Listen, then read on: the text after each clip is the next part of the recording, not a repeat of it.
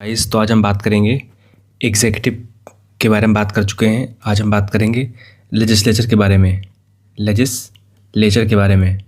ठीक है, ये भी क्लास 11th की एनसीईआरटी जो है आपकी, उसका चैप्टर है कॉन्स्टिट्यूशन एट वर्क, जिसका नाम है। ठीक है, तो उसको डिस्कस करेंगे, काफ़ी इम्पोर्टेंट है। और जैसा कि मैंने आपको बताया, अगर आप एक फ्लो में पढ़ोगे, एक फ्लो अच्छा मेंटेन रखो, तब आपको समझ चीज़ें आएंगी और अच्छे से। ठीक है, तो शुरू करते हैं दोस्तों। बट कन्वेंशन ये है आपका कि प्लीज़ अगर चैनल पर नए हैं तो प्लीज़ सब्सक्राइब करिए, बिकॉज इससे हमारी कंटिन्यूटी मेंटेन रहती है और आपको फ्री ऑफ कंटेंट, जो अच्छा कंटेंट है वो मैं आपको दूंगा। ठीक है, तो सबसे पहले क्या है कि ये जो लेजिस्लेचर हमारा होता है, अगेन मैं उसे शुरुआत करूँगा जो से शुरुआत करता हूँ बेसिकली। तो शुरुआत मैं करना चाहूँगा इससे कि स्टेट क्या होता है। स्टेट को मैं एक बार डिफाइन कर दूँ दोबारा से, हालांकि मैं हर वीडियो में बताता हूँ बिकॉज ये काफ़ी इम्पोर्टेंट है। स्टेट में 4 भाग होते हैं। एक होता है नेशन, जिसको हम लोग बोल देते हैं पीपल, पॉपुलेशन बोल दो या तो। ठीक है, दूसरा हमारा है कंट्री, जिसको हम बोल देते हैं लैंड या टेरिटरी बोल दो उसको। ठीक है, चौथा हमारे पास है गवर्नमेंट, जिसको हम बोल दो अथॉरिटी। ठीक, और पांचवा हमारे पास है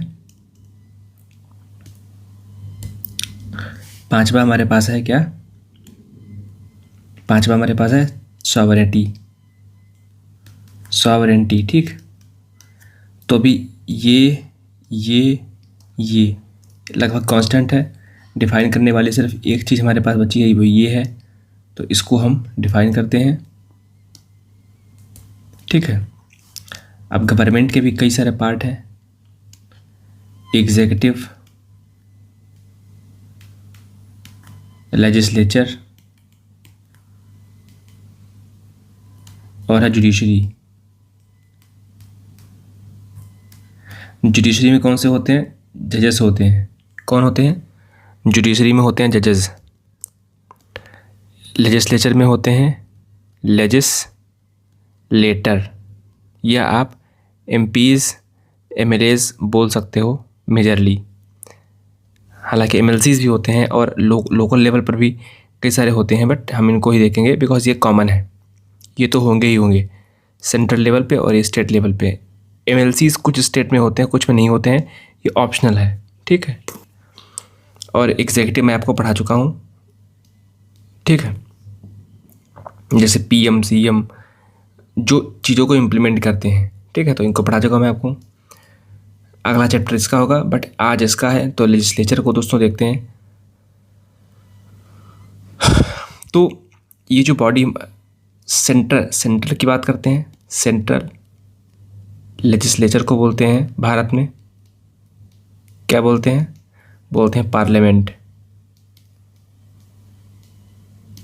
और अगर हम लेजिस्लेचर ऑफ स्टेट बोल दें तो उसको बोलते हैं स्टेट लेजिस्लेचर। ठीक,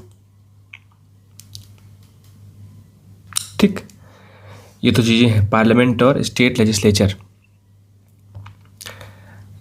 लेजिस्लेचर की दोस्तों बात, अगर मान लो 150 लोग सिर्फ होते किसी देश में, तो ऐसा 150 लोग इकट्ठा होकर के किसी एक बंदे को चुन लेते, या शायद रोज ही अपना नियम बनाते 150 लोग आकर के। ठीक, बट चूंकि भारत में 150 करोड़ लोग हैं, तो क्या करेंगे? अब 150 करोड़ लोग आकर के बिल बनाएं, ये संभव है नहीं, क्योंकि ऑब्वियस सी बात है। तो इन लोगों ने क्या किया, कहा होशियारी दिखाई कि 150 करोड़ लोगों में से क्या करें, हम लोग इलेक्शन करवाएं छोटे छोटे, और अपने प्रतिनिधि को हम कम से कम 543 लोगों में बांट दें, कि 150 करोड़ लोगों में से 543 लोग चुनाव में आए, और फिर ये इलेक्ट होकर के एक सभागार में बैठें, और फिर हमारी तरफ से डिसीजंस लें। ठीक है, हमारी ओर से डिसीजंस लें। तो इनको हमने लेजिस्लेचर बोला, इस बिल्डिंग को बोला लेजिस्लेचर, ये बिल्डिंग का नाम है। और लेजिस्लेटर ये हैं जो इस बिल्डिंग में बैठते हैं, इनको हम एमपी या एमएलए बोलते हैं। आम भाषा में सांसद, एमपी को सांसद और एमएलए को विधायक बोलते हैं। ठीक है, ठीक है। तो आज दोस्तों बस आजकल क्या हो गया है कि जब 543 मेंबर में से मान लो 300 मेंबर बीजेपी के अगर हैं, तो मतलब बीजेपी पार्टी की आइडियोलॉजी काफ़ी इंपॉर्टेंट है। बीजेपी की मान लो कि अगर 543 मेंबर्स एमपीज़ हमारे देश में हैं, वो तो हैं ही हैं। कॉन्स्टिट्यूशन की जो पुरानी बिल्डिंग थी उसमें लिमिट तय कर रखी है कॉन्स्टिट्यूशन ने कि 550 से एमपीज़ से ज़्यादा नहीं हो सकते। ये कॉन्स्टिट्यूशन ऑफ इंडिया में लिमिट है, तो हमने उससे कम रखे, मतलब है कि इतने तो मैक्सिमम हो सकते हैं, इससे कम भी हो सकते हैं। तो इसलिए हमने 545 में एमपीज़ रखे थे, बट 2 और हट गए। जो एंग्लो इंडियंस थे उनको 2020 में हटा दिया गया था। तो आज के टाइम पे 543 एमपीज़ बचे हुए हैं। ठीक है, अब ये दोस्तों क्या है कि जब मान लो इन 543 में से एक पार्टी है बीजेपी, और बीजेपी की इतनी सारी सीटें आ गई, मान लो 300 सीटें आ गई, और किसी भी पीएम को बिल पास कराने के लिए 272 मेंबर चाहिए हो, तो बीजेपी के पास ऑलरेडी 300 है, तो इनका पीएम बड़ा स्ट्रांग हो जाएगा। जब पीएम स्ट्रांग होगा तो पीएम की जो काउंसिल ऑफ मिनिस्टर है, काउंसिल ऑफ मिनिस्टर्स, वो काफ़ी इम्पॉर्टेंट होगी। ठीक है, PM he council of minister का एक अंग है। तो इसका जो छोटा फॉर्म दोस्तों जो होता है, जो इम्पोर्टेंट मिनिस्टर होते हैं, उसको बोलते हैं कैबिनेट। तो अगर बनाऊँ मैं, तो ये अगर मैं कहूँ कि ये संसद है, ये है पार्लियामेंट, मान लो ये पार्लियामेंट अगर है पूरी, तो इसमें से इतने मेंबर अगर मान लो काउंसिल ऑफ मिनिस्टर्स की है, तो इसमें भी इतना पार्ट जो है वो क्या है, कैबिनेट है। ठीक, तो इतना पार्ट क्या है, यह कैबिनेट है। तो जैसा कि आप जानते हैं कि जब एक पॉलिटिकल पार्टी खूब सत्ता में आती है और उसकी मान लो खूब ताकतवर है, फुल मेजॉरिटी में वो है, मतलब कि 272 से उसके ज़्यादा सांसद हैं, तो फिर वो क्या करती है, उस ऑब्वियस सी बात है कि उसकी आइडियोलॉजी बहुत इंपॉर्टेंट रही होगी, इसीलिए वो जीती है। आइडियोलॉजी बहुत इंपॉर्टेंट रही होगी, इसीलिए वो जीती है। तो इसमें एक सिंगल सांसद की कोई औकात होती नहीं है दोस्तों। रियलिटी में एक सांसद या विधायक की औकात कोई होती नहीं है। पार्टी की विचारधारा ही सब कुछ होती है, पार्टी की जो आइडियोलॉजी है, जो आइडिया है, वही सबसे इम्पोर्टेंट होता है। जैसे इस समय देखा जाए तो बीजेपी सत्ता में है, तो बीजेपी का जो हिंदुत्व का एजेंडा जो है वो काफ़ी इम्पोर्टेंट है इनके लिए, देश के लिए।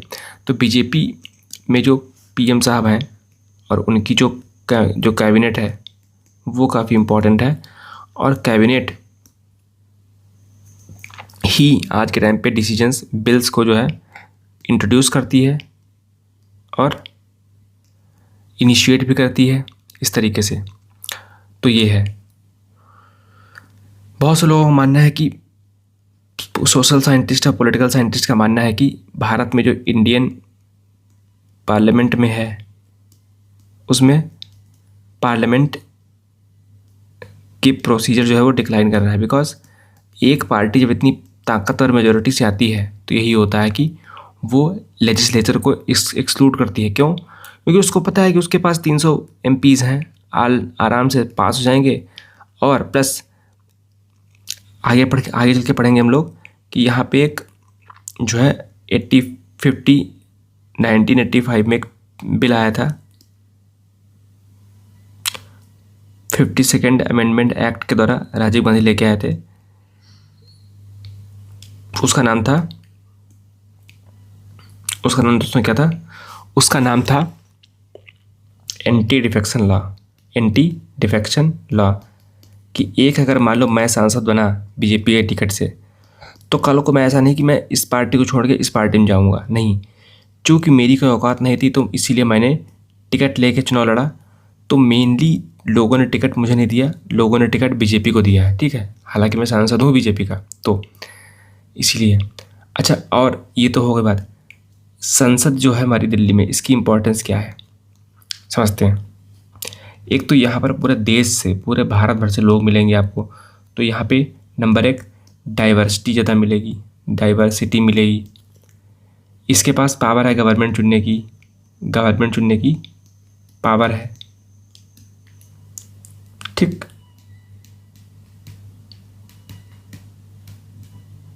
ठीक, डिसमिस करने की पावर है भाई। पीएम से अपना सपोर्ट ले लो, 272 से सपोर्ट ले लो आप, मतलब कम कर दो सपोर्ट, तो उसकी पावर सरकार गिर जाएगी, है ना। अब दोस्तों एक और फीचर इसमें आता है जो एनसीईआरटी में लिखा है, बता रहा हूँ मैं आपको, कि भारत की जो पार्लियामेंट है, पार्लियामेंट, इसके 2 हाउस हैं, एक है राज्यसभा, एक है लोकसभा।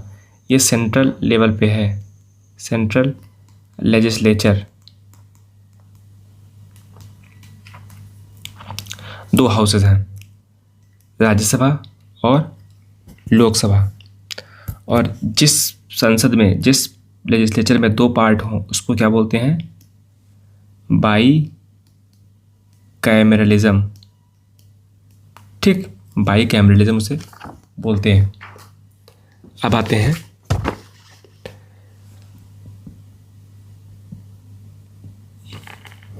तो कुछ स्टेट के पास भी बाई कैमरलिज्म है, जैसे यूपी है, बिहार है,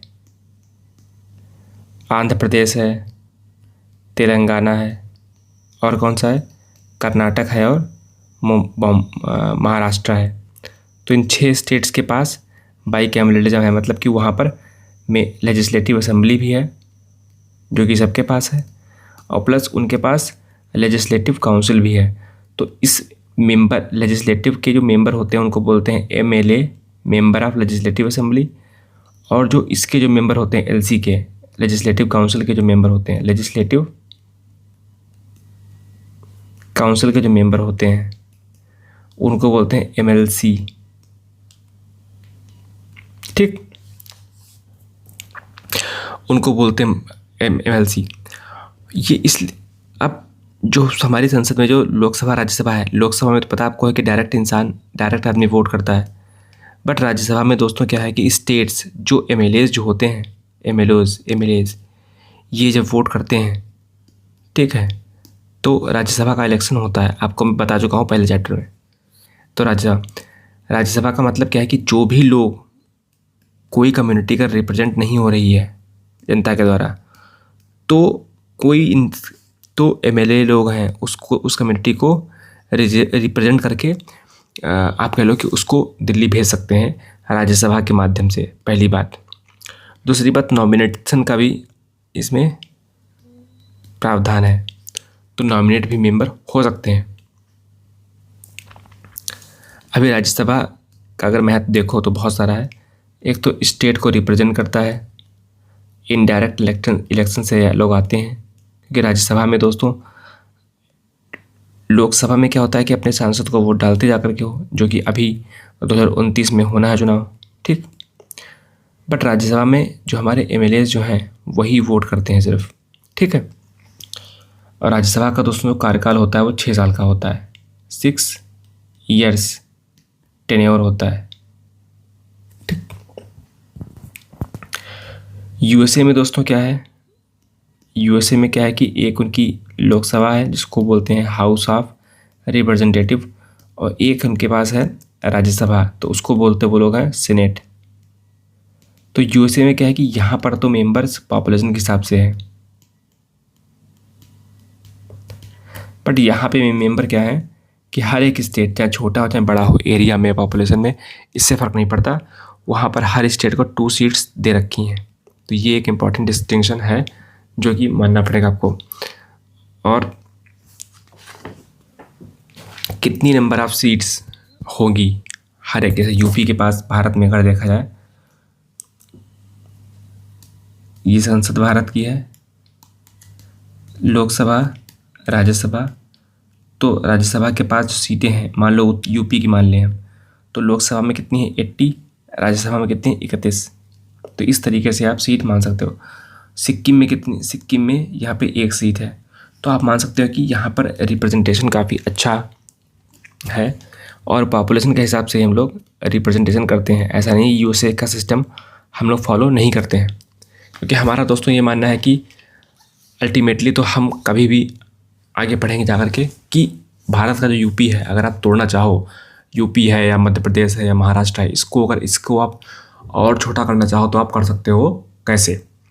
आप टुकड़ा कर दो, सिंपल सी बात है, स्टेट को डिवाइड कर दो। यूपी डिवाइड हो चुका है, महाराष्ट्र डिवाइड हो चुका है, आंध्र प्रदेश डिवाइड हो चुका है, ऐसे बहुत सारे स्टेट डिवाइड हो गए। तो इनको इक्वल पावर देने की कोई सेंस बनती नहीं है। और पहली बात तो ये सिर्फ डिबेटिंग बॉडी है कि लेजिस्लेटिव बॉडी है कि एक तरीके से अगर आपको लगता है कि कम मेंबर्स हैं और पढ़े लिखे कम लोग हैं तो आप उनको इलेक्ट कर सकते हो राज्यसभा से। ठीक है, आपको लगता है कि बहुत सारे हमारे जो ऐसे एमपीज़ हैं वो काबिल नहीं है और उनको फाइनेंस मिनिस्टर या पीएम बनाए, तो कैसे बनाए? तो वो राज्यसभा से आ सकते हैं। ठीक है, अब आते हैं लोकसभा पे। तो लोकसभा में दोस्तों आपको पता होगा 5 साल का टेन्योर होता है, 5 ईयर्स का, और 543 सीट्स हैं, एमपीज़ हैं, और 1971 की पॉपुलेशन लेते हैं, तब जाके हम मानते हैं कि हाँ किस राज्य के पास कितनी सीटें हैं। जैसे यूपी के पास कितनी है, 80 सीटें हैं। तो कैसे हुआ जा करके? बिकॉज ऑफ 1971 की पॉपुलेशन देख करके। अब दोस्तों एक बात और भी है कि पार्लियामेंट करता क्या है? पार्लियामेंट करता क्या है? तो लॉ मेकिंग तो उसकी पावर है ही है, वो तो एक डिफ़ॉल्ट पोजीशन पे है कि वो लॉ मेकिंग करेगी। लेकिन इसके अदर भी बहुत सारे फंक्शंस, जैसे लेजिस्लेटिव फंक्शन में क्या है कि अब क्रिटिसिज्म दोस्तों ये उठता है यहाँ पे कि जो लॉ, जो बिल हमारा बनता है, फिर उसको एक्ट बनाते हैं हम लोग हैं, फिर उसको लॉ बनाते हैं। तो ये जो ड्राफ्ट बिल दोस्तों है, ये ब्यूरोक्रेसी द्वारा बनाया जाता है, क्योंकि शायद एमपीज़ के पास ना डेटा है, ना फैक्ट है, ना ही नॉलेज उस चीज़ को है। और ब्यूरोक्रेसी जो है बहुत सालों से काम कर रही है, वो इस गवर्नमेंट के साथ भी है, पिछली गवर्नमेंट के साथ भी थी। तो कैसे उसकी बिहेवियर है, ये सब डिसाइड होता है। ठीक, तो सब्सटेंस जो है उस बिल में, तत्व जो लिखा हुआ है, और प्लस टाइम कब इंट्रोड्यूस होगा, ये सब कैबिनेट डिसाइड करती है। मतलब ऊपर ऊपर मोटा मोटा तरीके से आप कह लो कि हाईलाइट दे देती है कि हाँ ये ऐसा बिल चाहिए, और उस बिल को बनाता कौन है? ब्यूरोक्रेसी। ठीक है, पहला काम ये हो गया कि ब्यूरोक्रेसी से बिल बनवाना। सेकंड काम हो गया, आप समझ लो कि मिनिस्टर्स जो होते हैं वो ब्यूरोक्रेसी को as a ChatGPT use करते हैं। ठीक है, सेकंड काम दोस्तों क्या हो गया? सेकंड काम हो गया कि एग्जीक्यूटिव को कंट्रोल में, हद में रखना। एग्जीक्यूटिव को कंट्रोल में रखना। ठीक, सबसे इम्पॉर्टेंट फंक्शन है।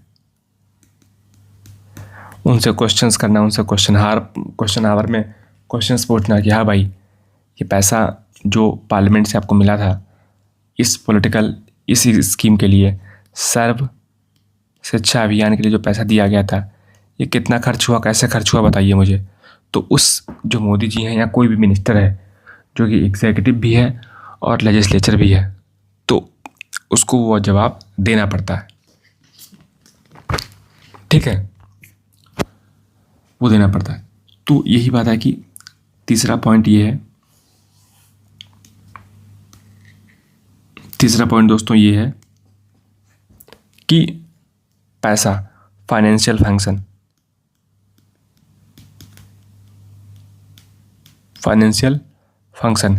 गवर्नमेंट का मतलब पैसा खर्च करना, और डेमोक्रेसी में लेजिस्लेटर जो है वो पैसा खर्च करते हैं अपनी प्रोग्राम के लिए। इससे वो बजट बनाते हैं और एनुअल फाइनेंशियल स्टेटमेंट के तहत वो चीज़ों को आगे इम्प्लीमेंट करते हैं। चौथा दोस्तों फंक्शन ये है, चौथा फंक्शन क्या है? चौथा फंक्शन है रिप्रेजेंटेशन का।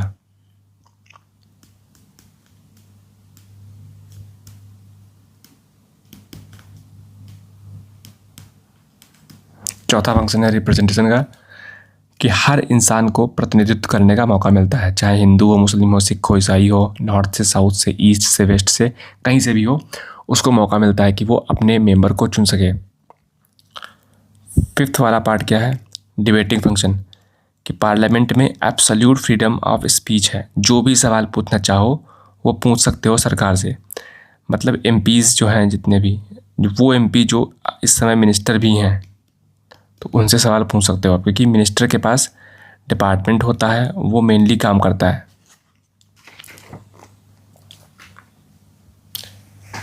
और कॉन्स्टिट्यूएंट पावर भी दोस्तों है। कॉन्स्टिट्यूएंट पावर का मतलब ये है कि संविधान को बदलने की ताकत, संविधान में बदलाव करने की ताकत, ये भी उसके पास है। ठीक है। इलेक्टोरल फंक्शंस क्या है इसके पास? सातवें, कि प्रेसिडेंट का चुनाव करना है, वाइस प्रेसिडेंट का चुनाव करना है, या आप कह लो कि जजेस को का चुनाव करना है। तो इनमें सब में जो है इसकी भूमिका काफ़ी रहती है क्योंकि प्रेसिडेंट के इलेक्शन में इलेक्टेड मेंबर्स पार्लियामेंट के साथ भाग लेते हैं, और वाइस प्रेसिडेंट में सारे राज्यसभा के भी, लोकसभा के भी सारे मेंबर जो नॉमिनेटेड भी हैं या आप जो इलेक्टेड है, वो दोनों साथ आ सकते हैं। ठीक है। आठवां जुडिशियल फंक्शन, कि जब भी प्रेसिडेंट को इम्पीचमेंट के थ्रू निकालना हो, या किसी सुप्रीम कोर्ट या हाई कोर्ट के जज को निकालना हो, या फिर वाइस प्रेसिडेंट को रिमूव करना हो, प्रेसिडेंट का जो रिमूवल होता है उसको बोलते हैं इम्पीचमेंट। केवल और केवल प्रेसिडेंट के लिए यूज़ हुआ है। ठीक है। और कुछ इनकी पावर्स जैसे हैं, तो वो चीज़ हम आगे देखेंगे जब हम पार्लियामेंट पढ़ेंगे। हालांकि इसमें कुछ लिखा नहीं था बहुत, तो हमने कुछ कॉपी नहीं किया इसमें। तो स्पेशल पावर जो है राज्यसभा की, अगर पार्लियामेंट में स्टेट लिस्ट में लॉ बनता है तो राज्यसभा उसको अप्रूव करेगी। राज्यसभा उसको बताएगी हाँ, जैसे मान लो स्टेट लिस्ट पे कोई सब्जेक्ट बनाना है। अब स्टेट लिस्ट दोस्तों क्या है कि इतने सारे सरकार काम करती है, तो कुछ काम सेंट्रल गवर्नमेंट ने बांट रखे हैं और कुछ काम स्टेट गवर्नमेंट ने बांट रखे हैं। तो क्या इस स्टेट गवर्नमेंट वाले पार्ट पे सरकार सेंट्रल गवर्नमेंट कानून बना सकती है? वैसे तो नहीं बना सकती, बट बना सकती है। कब? जब राज्यसभा 2/3 मेजोरिटी से प्रेजेंट एंड वोटिंग राज्यसभा में अगर ये प्रपोजल पास करे कि हाँ, हम लोगों को बिल पास करना चाहिए, या ऐसा कानून जो कि राज्यसभा जो कि स्टेट लिस्ट में है उसको पास करना चाहिए, इसीलिए तो आप कह रहे हो, है ना। बट रियलिटी में क्या होता है कि जो राज्यसभा होती है वो स्टेट्स को रिप्रेजेंट नहीं करती है, बिकॉज स्टेट्स क्या कर लेंगे, पॉलिटिकल पार्टी को रिप्रेजेंट करती है। ठीक है। कुछ पावर्स जो हैं वो सिर्फ और सिर्फ लोकसभा के पास है, जैसे किसी बिल को इंट्रोड्यूस करना, इनिशिएट करना, रिजेक्ट करना, तो ये सब पावर किसके पास है? लोकसभा के पास है। तो prime minister plus council of minister जो है ये क्या है? ये अकाउंटेबल है लोकसभा के। ठीक है। राज्यसभा जो है मनी बिल को क्रिटिसाइज़ कर सकती है, बट उसको रिजेक्ट नहीं कर सकती है। मान लो कि लोकसभा ने एक बिल पास किया, अगर ये मनी बिल है तो बिल पास किया, लोकसभा ने पास कर दिया, फिर राज्यसभा के पास गया, पेंडिंग अगर 14 डेज के बाद तक पड़ा रहा, तो मान लिया जाएगा कि ये बिल पास हो गया, तो ये मान लिया जाएगा कि वो बिल पास हो चुका है। और अगर मान लो इसको सेंड बैक किया राज्यसभा ने, फिर लोकसभा ने दोबारा पास किया, तो अब इसको मोहर लगानी ही होगी, मतलब हाँ करना ही होगा। ठीक है। तो पार्लियामेंट लॉ कैसे बनाती है? इसका एक प्रोसेस होता है, जो कुछ उसकी चीज़ें जो है कॉन्स्टिट्यूशन में लिखी हुई हैं, और कुछ चीज़ें जो हैं उसको कन्वेंशन से आई हैं, परंपरा से आई हैं। ठीक है। तो ये चीज़ें बहुत इम्पोर्टेंट है, आप लोग याद रखिएगा। अब दोस्तों एक बिल मान लो है, जैसा मैंने आपको बताया था पहले वीडियो में, अगर उसको मिनिस्टर इंट्रोड्यूस करे, तो उसको बोलेंगे गवर्नमेंट बिल। Government bill. और अगर नॉन मिनिस्टर, अगर कोई ऐसा केवल खाली सांसद है, अगर वो उसको इंट्रोड्यूस करे, चाहे वो रूलिंग पार्टी का हो, बीजेपी, मान लो बीजेपी के पीएम मोदी जी हैं, तो अगर केवल मिनिस्टर उसको इंट्रोड्यूस करेंगे तो उसको बोलेंगे गवर्नमेंट बिल। बाकी चाहे बीजेपी के ही मेंबर क्यों ना हो, अगर वो बोलेंगे तो उसको बोलेंगे हम प्राइवेट मेंबर बिल। बिल का दोस्तों ड्राफ्ट ये क्या कौन तैयार करता है? ये ब्यूरोक्रेसी तैयार करती है, जो आईएएस आईपीएस रिटायर्ड होते हैं वो इसको तैयार करते हैं, ठीक है। और बिल कई प्रकार के दोस्तों होते हैं, गवर्नमेंट बिल, प्राइवेट बिल, ये समझ गए आप। Money bill, again money bill तो प्रायोरिटीज़ जो है, आप कह लो कि पहले से ही वो प्रेसिडेंट से परमिशन लेते हैं कि हाँ। और नॉन मनी बिल है, ये है, उसमें 2 टुकड़े हैं, ऑर्डिनरी बिल और कॉन्स्टिट्यूशनल अमेंडमेंट बिल। यहाँ तक कि बिल इंट्रोड्यूस करने से पहले भी हो सकता है, डिस्कशन हो सकता है, प्रेशर ग्रुप जैसे कि आपका दुकानदार जो हैं, खेती वाले हैं, ये सारे प्रेशराइज करते हैं इस चीज़ को। तो कोalition के समय पे क्या है कि बिल की समस्या आ सकती है पास होने में। जब कोalition बना हुआ है तो सबको पता है कि सारे तर्क एक इंसान, एक बॉडी के पास नहीं हो सकते, है ना। इसलिए तो बिल का ड्राफ्ट करना, अगर बिल जिस भी मंत्रालय से संबंधित है तो वो बिल, उसकी ब्यूरोक्रेसी जो है उस बिल को ड्राफ्ट करती है। सपोज़ करिए 18 साल की उम्र मैरिज अभी हो रही है, 21 साल कर दी गई है, तो लॉ मिनिस्ट्री इसके लिए इन्वॉल्व है, ठीक है। मनी बिल जो है केवल और केवल लोकसभा में ही इंट्रोड्यूस हो सकता है, उसका राज्यसभा में वो इंट्रोड्यूस नहीं हो सकता। क्यों? क्योंकि दोस्तों लोकसभा के जो एमपीज़ हैं वो डायरेक्टली इलेक्टेड हैं, और अगर डायरेक्टली इलेक्टेड लोगों को हम लोग इतनी पावर नहीं देंगे कि वो लोग काम कर सकें अपने आप सेल्फ से, तो ये गलत होगा।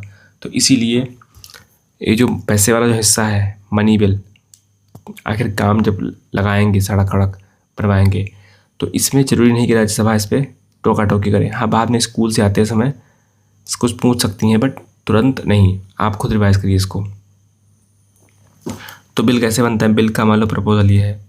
अब बिल को मान लो एक सांसद मान लो है अमित शाह, वो कहते हैं कि बिल इंट्रोड्यूस करना है, और किया इंट्रोड्यूस। ये हो गई फर्स्ट स्टेज। सेकंड स्टेज में दोस्तों क्या है कि सेकंड स्टेज में है ये जो बिल है वो कमिटीज़ के पास जाएगा रिव्यू होने के लिए, और कमेटी से जब आ जाएगा तो तीसरी बार में क्या होगा कि वो जो कमेटी है, अब लोकसभा जब पास हो जाएगा बिल, सपोज़ करो दोबारा कमेटी से जब वापस आ गया तो उसको दोबारा राज्यसभा में भेजेंगे, वहाँ से पास हो गया तो आप दिल्ली में ही रहोगी, ठीक है। एक ये तो कमिटीज़ काफ़ी बड़ा लंबा टाइम लगाती हैं, कमिटीज़ जो एक एक क्लास को स्क्रूटनाइज करती हैं, पढ़ती हैं, लिखती हैं, तो इसीलिए कमिटीज़ को बोला जाता है मिनिएचर लेजिस्लेचर, ठीक। मिनिएचर लेजिस्लेचर बोलते इसको है। अच्छा, पार्लियामेंट कंट्रोल कैसे करती है एग्जीक्यूटिव को, ये ज़रा समझते हैं कि पार्लियामेंट कैसे कंट्रोल करती है लेजिस्लेचर को। आपको पता है कि अगर एक ही पार्टी का बहुमत है तब तो एग्जीक्यूटिव पर लगाम लगाना बड़ी बेकार बात है, बट अगर मान लो किसी की मेजॉरिटी नहीं है तो वहाँ पर आप अरेस्ट कर सकते हो अगर कोई गलत काम किया है, ठीक है। तो पार्लियामेंट के टूल क्या है? एक तो लेजिस्लेचर में एग्जीक्यूटिव अकाउंटेबिलिटी में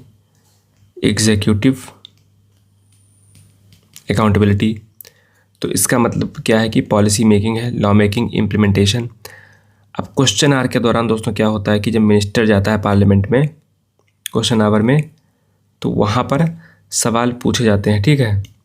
सवाल जवाब क्वेश्चंस वगैरह होते हैं तो उसको पूछते हैं, उससे क्या होता है कि मिनिस्टर जवाब देते हैं। और ये बात एक कन्वेंशन के हिसाब से है कि पार्लियामेंट के अंदर मिनिस्टर साहब लिखित में या ओरली बेकार इलीगल चीज़ों को या झूठ नहीं बोल सकते, ठीक है।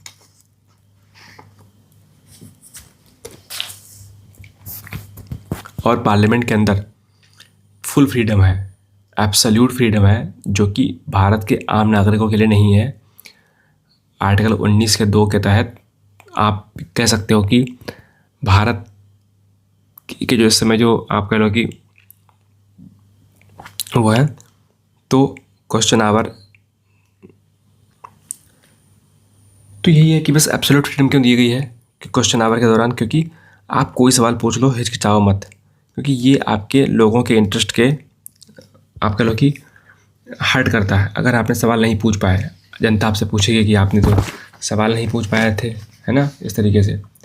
तो क्वेश्चन आवर सबसे इफेक्टिव है कि हम सरकार की नीतियों को, पॉलिसीज़ को, प्राइस रिस्क को, डेटा को समझें, मौका दें, और बाकी सारे जो एमपीज़ हैं वो हमारे काउंसिल ऑफ मिनिस्टर को क्रिटिसाइज़ कर सकते हैं। ठीक है। Approval and ratification of laws, दोनों हाउस में बहुमत ज़रूरी है। अगर लोकसभा से ऑर्डिनरी बिल पास करवा लिया, मिनी बिल तो कोई दिक्कत नहीं है क्योंकि राज्यसभा उसमें कुछ कर नहीं सकती। अगर ऑर्डिनरी बिल दोस्तों है तो यहाँ पर जो है उसको लोकसभा से पास कराना पड़ेगा, फिर राज्यसभा से, या पहले राज्यसभा से फिर लोकसभा से, जो भी आप समझो इच्छा। अब सरकार, मान लो कि सरकार, एक नेक्स्ट पार्ट इसका है कि सरकार मान लो एक बिल ले आई, स्वच्छता अभियान। अब उसके लिए पैसे चाहिए, झाड़ू वर्कर सब चाहिए। अब उसके लिए पैसा कब आएगा? जब अप्रोप्रिएशन बिल टेबल किया जाएगा पार्लियामेंट के अंदर। उसके बाद में पैसा जो है रिलीज़ करेगी कौन? पार्लियामेंट पैसा रिलीज़ करेगी, है ना। तो ये दोस्तों एक काम होता है। कमिटीज़ काफ़ी इंपॉर्टेंट होती हैं बिकॉज वहाँ पे खूब सारा डिस्कशन होता है। और कमेटी जैसे कि स्टैंडिंग कमेटी, जॉइंट कमेटी, इस तरीके से बहुत सारी कमिटीज़ हैं। और चूँकि कोई मेंबर जो है वो एक पॉलिटिकल पार्टी से चुनाव लड़ता है, दूसरे से नहीं लड़ा जाए, तो 1985 के 52 52 CA उसके खिलाफ, जो कि जिसको हम बोलते हैं एंटी डिफेक्शन लॉ, तो उसके खिलाफ कोई भी इंसान अपनी पार्टी छोड़ के दूसरी पार्टी में नहीं जाएगा। अगर जाता है तो उसकी जो है आप मेंबरशिप जो है कैंसिल कर दी जाएगी। बिकॉज मानना ऐसा है कि जो है आप जो चुनाव लड़े थे वो आपकी खुद की औकात से नहीं, आप उस पॉलिटिकल पार्टी के टिकट पे लड़े थे, और ये पार्टी टिकट सिर्फ अपने आइडियोलॉजी वाले लोगों को ही देती है। ठीक है। और थैंक यू गाइस, आज के लिए इतना ही। मिलते हैं नेक्स्ट वीडियो में। Bye bye.